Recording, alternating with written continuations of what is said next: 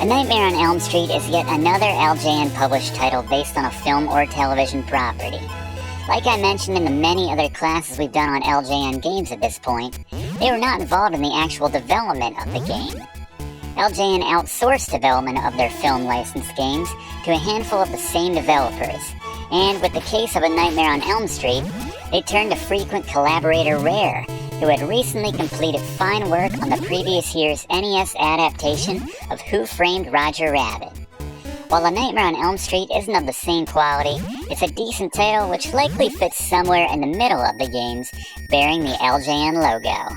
A Nightmare on Elm Street may seem like one of the last titles you think of when you think co-op, let alone 4-player co-op games, but it's one of a couple dozen games which made use of the NES 4-score adapter. The NES 4-score, titled after an unlikely play on President Abraham Lincoln's Gettysburg 1863 address, was one of the more successful NES peripherals which allowed up to 4 players in a select number of NES games. Released in 1990, the 4-score featured a 2-pronged output which fed into both inputs on the NES itself. This device had 4 inputs for NES controllers and even had the ability to enable turbo on either or both the A or B button, making it a handy device to take the place of a turbo controller on the market, even if you didn't have 4 people on hand. Other notable titles which allowed for more than 2 concurrent players included Gauntlet 2, Kings of the Beach, Monopoly, and RC Pro-Am 2, all allowing 4 players on the NES years before it would become a standard on later generation systems.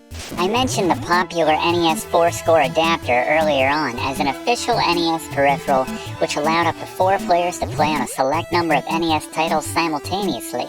But the 4-score wasn't the only peripheral from Nintendo which boasted this ability. The NES Satellite was released a year earlier in 1989. Its main intended purpose was to allow players to roughly double the space between themselves and the NES console.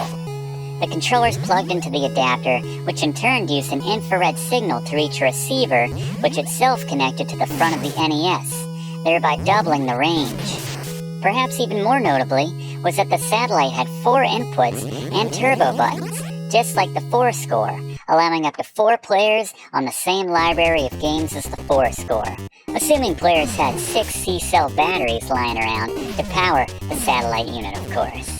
Never even heard of that peripheral before this class, thanks, Fluff.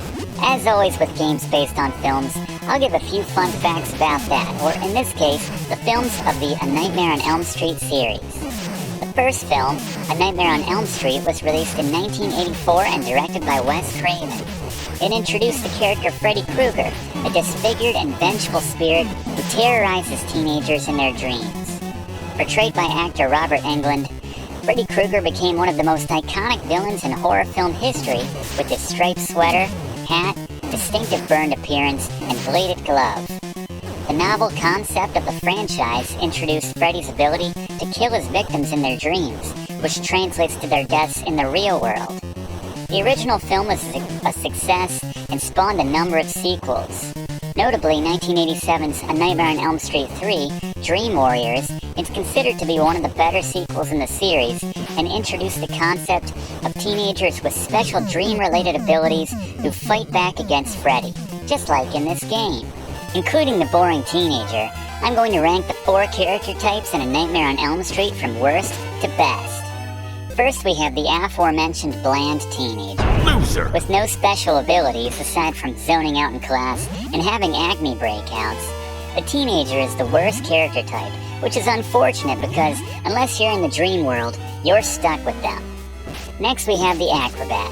Boasting what might be the highest jump and quickest release on their attack by tossing javelins, the acrobat is a solid, not to mention likely the only Dream Warrior character type you'll have early on.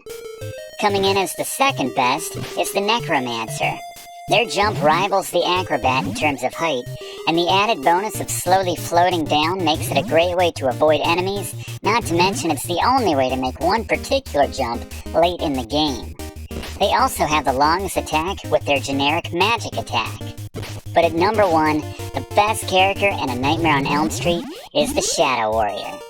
They don't have the height or distance jumping perks of the other Dream Warriors, but jumping with the Shadow Warrior engages an automatic jump kick, which damages virtually any enemy you touch.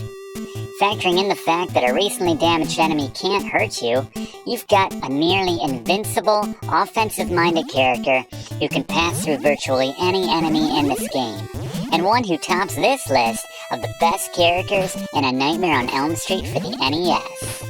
Thanks for watching, and don't forget to like and comment on this video and click subscribe if you haven't already, as this seriously helps me to keep making great content for you. And check the description of this video to see what song is playing right now.